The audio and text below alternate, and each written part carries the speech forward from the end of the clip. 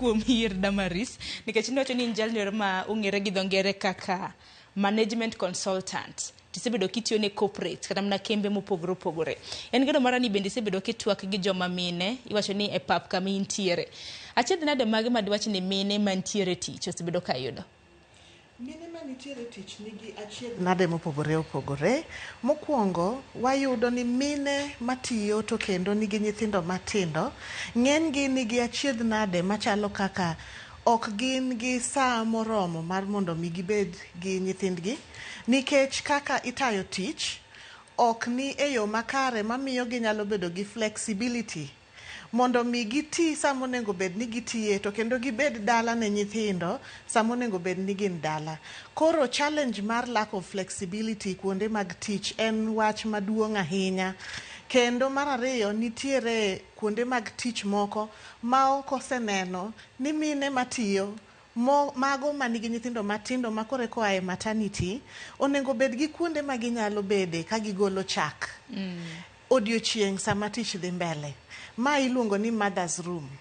Lactating mothers, mine madhodho nyithindo, bedo kuom seche mang'eny ahinya ka gin gi chak kendo ok gin gi kaka ginyalo yudo nafu. Koro miyo challenge mar koso kama mama nyalo dhi to donje kama opondo maber to ler to lose yo makare kae to golo chak ne nyathi. Koro chak cha ok kethre to kendo nyalo kane e fridge kamoro maler maber kose tage gi proper labeling mondo mi ong'e ni mara kae to ang' odhi godo ot to nyathi bedo ni onyalo bedo gi chak momadho kata bedo ni min gi onge cha thuno nikech wang'eyo maber ni cha thuno en chiemo no manimba kabisa ne nyathi ma pod achiedh nade machielo en ni nitiere mine mang'eny mani kuonde mag tich to gin gi challenge mar gimiluongo ni abuse. Itiyo e bwo ng'ato kata utiyo kod joma moko to abuse mar sexual abuse en wach maduong' ahinya kendo obiro e yore mopogore opogore. Ng'eny gi biro kata yore ma ok inyal suspect ni this is something that is going beyond boundaries magi.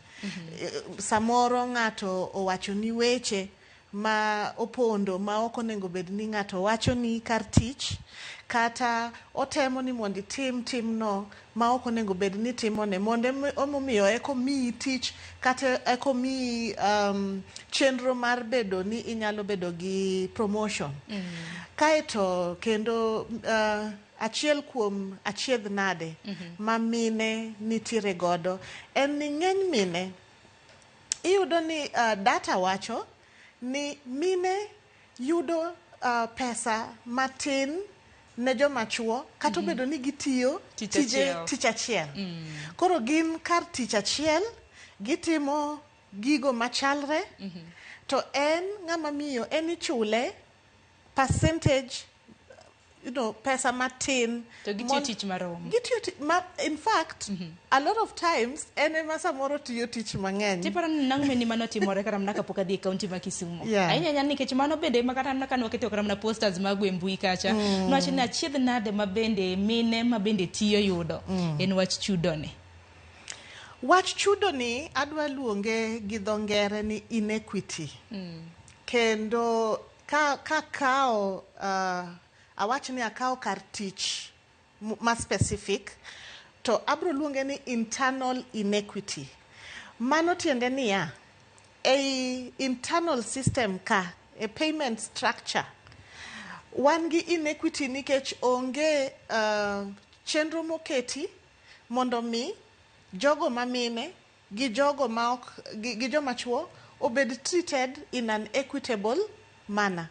Koro internal inequity ni chakore gi policies makembe oketo kata mana gi kaka telo bedo nikech dho ngere wacho ni culture is built at the top.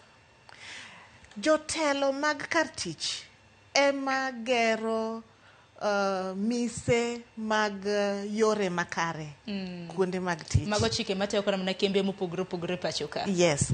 Koro kiyudo ni e telo ka mise mag weche chudo ok oketi motegno e yo makare ma make sure ni jogo mamine gi jogo machuo nigi equitable compensation and remuneration packages.